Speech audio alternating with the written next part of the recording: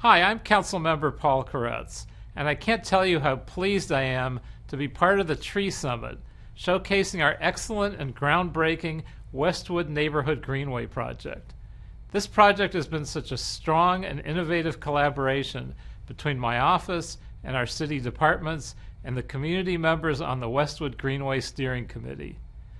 The vision and expertise of the steering committee has been so strong and so aligned with the work my office does on biodiversity, we have as an office been able to let them lead the way while supporting where needed.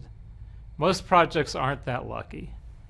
What we did have to help with in particular was in raising the funds to get it built and getting the Expo Line board to approve a native plant landscaping palette for the metro portion of the project, which was not quite as easy as you might think, but we got it done.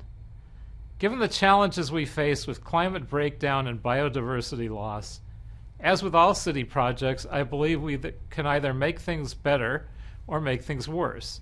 The Westwood Greenway project daylights and cleans polluted street water runoff before putting it into the Santa Monica Bay, which is essential to meet the city's Clean Water Act responsibilities, but it also provides native plant habitat for the creatures we share the city with. It provides milkweed to help the struggling monarch butterflies who migrate through, and given its proximity to the Expo Line station, it provides educational opportunities for Expo Line riders and also for school kids around the city, so they can all understand how vitally important a project like this is and why they need to grow up and advocate for more of them wherever in Los Angeles they live.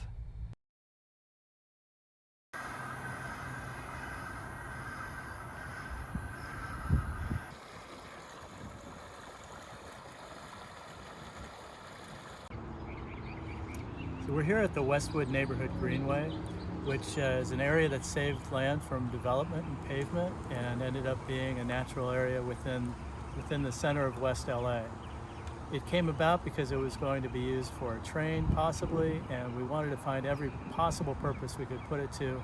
It's now cleaning water, and it's a place for native plants and trees to be seen and to educate people about what used to be here and what can be saved for the future.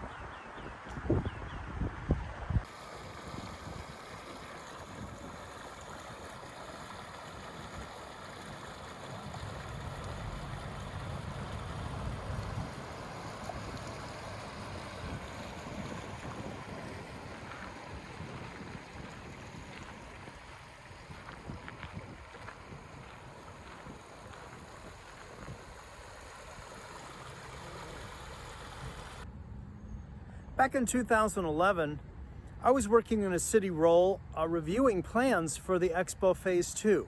And at that time, just about every square foot of what is now the Greenway was targeted for being paved over and used for cars.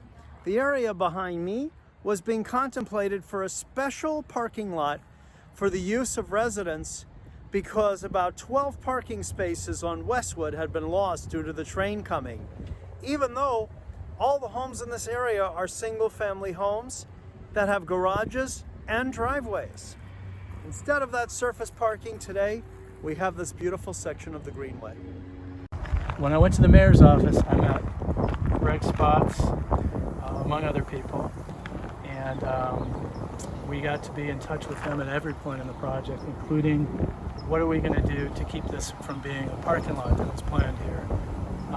Metro didn't know how much ridership there was. People who didn't understand trains thought they needed cars to get to trains, not buses or walking or biking as a bike path on the other side. So if it wasn't for Greg and people in his office, what you'd be looking at is a parking lot, because this belonged to general services and had been laid out by this neighborhood as a street. I'm now on the northeastern portion of the Greenway, and this part as well was targeted for being paved over for cars. The elementary school behind me lost a couple of parking spaces due to the traction power station over here. And so they were asking if this parcel of land could become a special parking lot for their teachers. We resisted, and what you see today is the result of protecting this area from being paved over.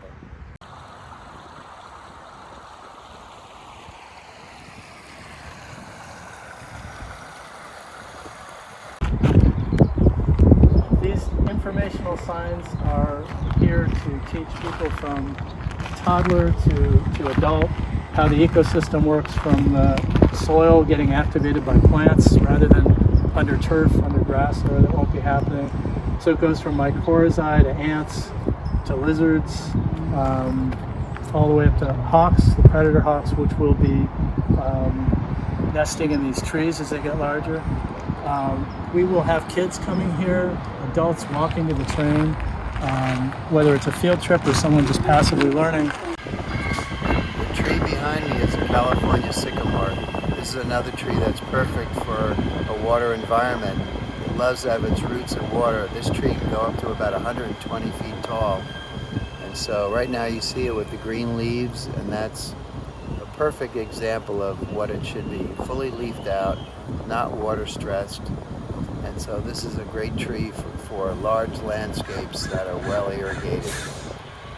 All right, here's another California native, one of my favorites. This is coast live oak, and that can live for hundreds and hundreds of years. California native, beautiful evergreen tree, and it's home to a lot of insects. Squirrels love the nuts. The Native Americans used to make porridge out of the meal from that tree.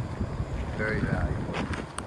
I'm now 3 blocks west of the Westwood station on the Expo Phase 2 bike path. And I wanted to show you that this here is an existing greenway we already had called the Sarah Berman Greenway. And these mature trees here pre-existed the Expo line. And we were able to preserve this greenway when we built the Expo line over here and the Expo line bike lane that I'm walking on right now. And so part of the greatness of the Westwood Greenway is it's an extension of a greenway that already existed, so that we have about 7 blocks of beautiful greenery going all the way from Overland almost to Sepulveda over here.